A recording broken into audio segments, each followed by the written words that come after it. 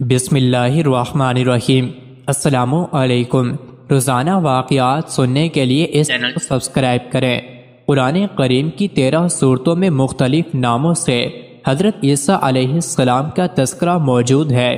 26 مقامات پر عیسیٰ علیہ السلام، 23 مقامات پر ابن مریم علیہ السلام، 11 جگہوں پر مسیح اور ایک مقام پر عبداللہ کہا گیا ہے۔ قرآن کریم کی 19ویں سورت سورہ مریم حضرت عیسیٰ علیہ السلام کی والدہ محترمہ کے نام پر ہے، جس میں حضرت مریم علیہ السلام بنت عمران اور حضرت عیسیٰ علیہ السلام کا قصہ تفصیل کے ساتھ موجود ہے۔ اس کے علاوہ قرآن کریم کی تیسری سورہ سورہ آل عمران حضرت مریم علیہ السلام کے والد ماجد کے نام سے منسوب ہے، جس میں حضرت مریم علیہ السلام کی پیدائش کا واقعہ بیان کیا گیا ہے۔ قرآن کریم کی 5ویں سورت سورہ المائدہ میں اس کھانے کا ذکر ہے جس کی فرمائش حضرت عیسیٰ علیہ السلام کے حواریوں نے کی تھی۔ حضرت عیسیٰ علیہ السلام نے بارگاہ خداوندی میں دعا کی، جس پر آسمان سے مائدہ یعنی کھانے کے خوان کا نزول ہوا۔ سورہ مریم کی آیات 16 سے 35 کے درمیان حضرت عیسیٰ علیہ السلام کی پیدائش کا ذکر فرمایا گیا ہے۔ حضرت مریم علیہ السلام بیت المقدس سے متصل حجرے میں قیام پذیر تھیں۔ ایک دن وہ مسجد کے مشرقی کونے میں عبادت یا کسی اور مقصد سے تشریف لے گئیں اور پردہ کر لیا۔ امام قرطبی رحمۃ اللہ علیہ فرماتے ہیں کہ وہ حسب عادت یکسوئی کے ساتھ عبادت الہی میں مشغول ہونے کے لیے حجرے کے مشرقی جانب کسی گوشے میں تشریف لے گئیں۔ حضرت ابن عباس رضی اللہ عنہ سے منقول ہے کہ نصارہ نے جو مشرق کی جانب اپنا قبلہ بنایا اور اس جانب کی بڑی تعظیم کرتے ہیں، اس کی یہی وجہ ہے۔ حضرت مریم علیہ السلام اس گوشے میں تنہا تھیں کہ اچانک حضرت جبرائیل امین علیہ السلام انسانی شکل میں تشریف لائے۔ حضرت مریم علیہ السلام نے ایک اجنبی شخص کو یوں اپنے قریب دیکھا تو گھبرا گئی اور کہنے لگی، میں تجھ سے رحمان کی پناہ مانگتی ہوں، اگر تو اللہ سے ڈرتا ہے تو یہاں سے چلا جا۔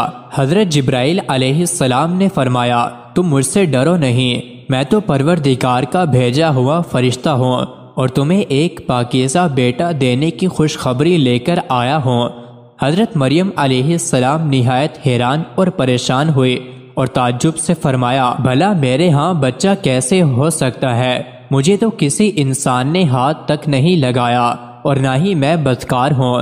حضرت جبرائیل علیہ السلام نے فرمایا، ہاں بات تو یہی ہے، لیکن اللہ تعالیٰ فرماتے ہیں کہ یہ میرے لیے بہت آسان ہے اور ہم اسے اپنی قدرت تخلیق کے لیے نشانی بنانا چاہتے ہیں۔ اس سے قبل ہم نے تمہارے باپ آدم علیہ السلام کو مرد اور عورت کے بغیر اور تمہاری ماں حوا کو صرف مرد سے پیدا کیا، اور اب عیسیٰ علیہ السلام کو پیدا کر کے چوتھی شکل میں بھی پیدا کرنے پر اپنی قدرت کا اظہار کرنا چاہتے ہیں، اور وہ ہے صرف بغیر مرد کے پیدا کرنا۔ بیٹے کی بشارت کے بعد حضرت جبرائیل علیہ السلام نے آپ پر پھونک ماری اور وہاں سے چلے گئے۔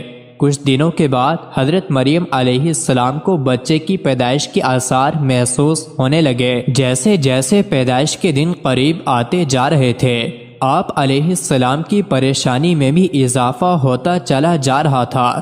جب پیدائش کا وقت قریب آیا تو آپ علیہ السلام لوگوں کے خوف سے بیت المقدس سے تقریباً 9 میل دور جنگل کی جانب ایک پہاڑی کوہ سرات کی جانب چلی گئیں۔ یہی وہ جگہ ہے جو بعد میں بیت العلم کہلائی۔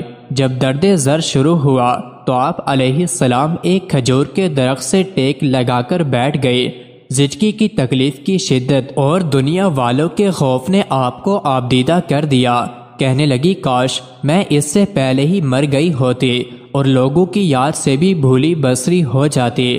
علماء فرماتے ہیں کہ انہوں نے موت کی آرزو اس لیے کی کہ وہ عزیز و اقارب، خاندان، برادری اور لوگوں کو کس طرح مطمئن کر سکے گی، جبکہ کوئی ان کی صداقت کی تصدیق کرنے والا بھی نہیں۔ ان کی شہرت ایک نیک پارسا اور زاہدہ کے طور پر تھی، لہٰذا ان کے لیے یہ تصور بھی بڑا روح فرسا اور تکلیف دہ تھا کہ لوگ انہیں بدکار سمجھیں۔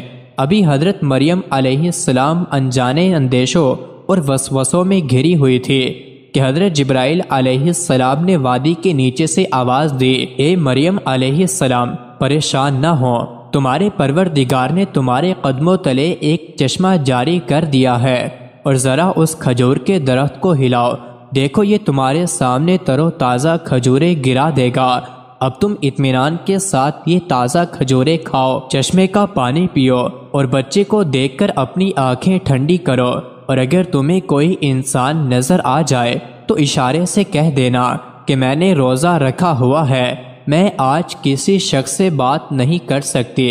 اس وقت کی شریعت میں روزے میں کھانے پینے کے ساتھ بولنا بھی منع تھا۔ حضرت مریم علیہ السلام کو اطمینان اور تسلی ہو گئی کہ اب میرا رب مجھے بدنامی اور رسوائی سے بچا لے گا۔ حضرت ابن عباس رضی اللہ عنہ سے مروی ہے کہ ولادت کے 40 روز بعد جب طہارت ہو چکی تو حضرت مریم علیہ السلام اپنے گھر والوں کے پاس واپس آئی۔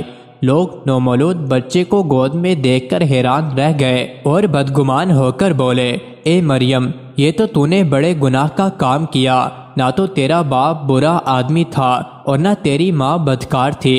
حضرت مریم علیہ السلام نے جبرائیل امین علیہ السلام کی ہدایت کے مطابق بچے کی طرف اشارہ کر دیا۔ روایت میں ہے کہ جب خاندان نے حضرت مریم علیہ السلام کو ملامت کرنا شروع کیا تو اس وقت حضرت عیسیٰ علیہ السلام دودھ پی رہے تھے۔ جب انہوں نے لوگوں کی ملامت بھری باتیں سنی تو دودھ پینا چھوڑ دیا اور اپنی باتیں کروٹ پر سہارا لے کر ان کی جانب متوجہ ہوئے اور انگشت شہادت سے اشارہ کرتے ہوئے فرمایا، انی عبداللہ، یعنی میں اللہ کا بندہ ہوں، اور پھر اللہ کی طرف سے نبوت اور کتاب ملنے کی خبر دی۔ اس کے بعد فرمایا، اللہ نے مجھے نماز اور زکوٰۃ کا پابند بنایا، اور جب تک میں زندہ ہوں مجھے اپنی والدہ کا حق ادا کرنے والا بنایا، اور مجھ کو سرکش اور بدبخت نہیں بنایا، اور اللہ کی سلامتی ہے مجھ پر، جب میں پیدا ہوا، جب میں مروں گا، اور جب دوبارہ زندہ کر کے اٹھایا جاؤں گا۔ لوگوں نے جب نومولود بچے کے منہ سے یہ الفاظ سنے تو حیرت زدہ رہ گئے، اور انہیں یقین ہو گیا کہ بی بی مریم علیہ السلام پاک دامن ہے اور یہ بچہ اللہ کا برگزیدہ بندہ ہے۔ اس واقعے کے بعد خاندان اور بنی اسرائیل کے سمجھدار لوگ دونوں کی بڑی عزت کرنے لگے اور انہیں خیر و برکت کا باعث سمجھنے لگے۔ مزید ایسے ہی ویڈیوز کے لیے چینل کو ضرور سبسکرائب کیجیے۔